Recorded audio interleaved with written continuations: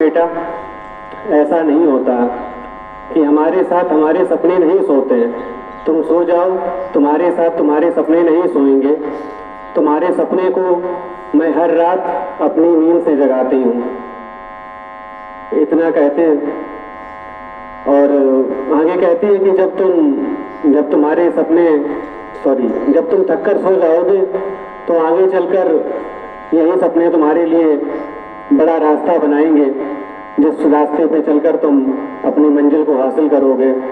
तो इतनी बात सुनने के बाद उसका जो बेटा होता है, उस माँ का बेटा, वो सो जाता है। अगले दिन बेटा स्कूल जाता है तो गरीब घर से था, माँ के अलावा कोई था नहीं उसका, तो फटे कपड़े पहन जाता था। उसके पास यूनिफॉर्म सही नहीं थी, किताबें सही थी। तो उसके देखकर उसके स्कूल के सब बच्चे उसका मजाक उड़ाते थे, उस पर हंसते थे।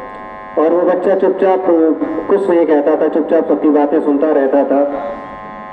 घर आकर अपनी माँ से कहता था कि माँ, मैं एक दिन इतना बड़ा आदमी बनूंगा कि जो लोग हंसते हैं ना मुझ पे, ये फिर कभी नहीं हंसेंगे। तो उसकी माँ आंखों में आंसू और दिल में उम्मीद लिए हुए बस हल्का सा मुस्कुरा देती थी।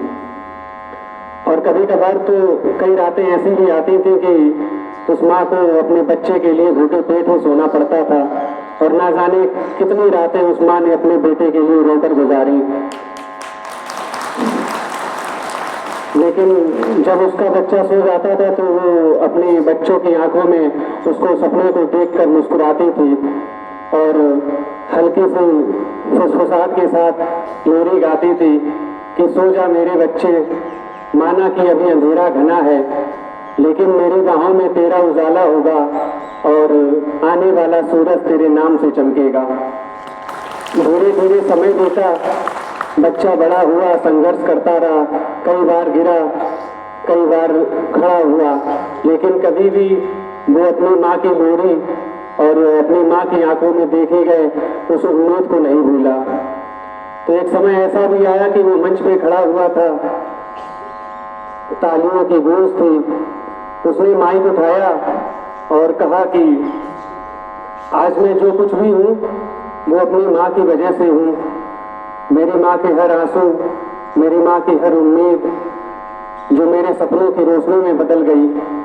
माँ, वो आगे कहता कि माँ, तेरी आंखों की नमी ने मुझे जीना सिखाया, तेरी आंख की हर उम्मीद ने मुझे लड़ना सिखाया और तेरी माँ की ममता ने मुझे कद से बड़ा बनाया।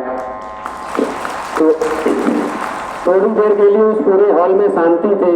वहाँ पे जितने भी लोग थे सबकी आंखें नम थी और सभी लोग यही महसूस कर रहे थे कि इस दुनिया में एक माँ की ममता ही सबसे बड़ी ताकत होती है। मेरे बच्चों, लाइफ में अगर कभी भी आपको अगर ऐसा लगे कि हमें पढ़ना क्यों है, हमें मेहनत क्यों करनी है, चाहे आप किसी भी फील्ड में मेहनत करें, किसी भी क्षेत्र में जाना चाहें, अगर आपको ऐसा लगता है कि हमें मेहनत क्यों करनी है, हमें एक अच्छा इंसान क्यों बनना है, तो आप अपनी माँ के हाथों की खनकती चूड़ियाँ और अपने पापा के चेहरे की झुर्रियों की तरफ देख लेना। इससे बड़ा मोटिवेशन लाइफ में और कोई नहीं हो सकता। हालांकि ऐसा नहीं है कि एक इंसान को अच्छा इंसान बनाने के लिए उसकी लाइफ में सिर्फ उसकी माँ की ही अहमियत होती है।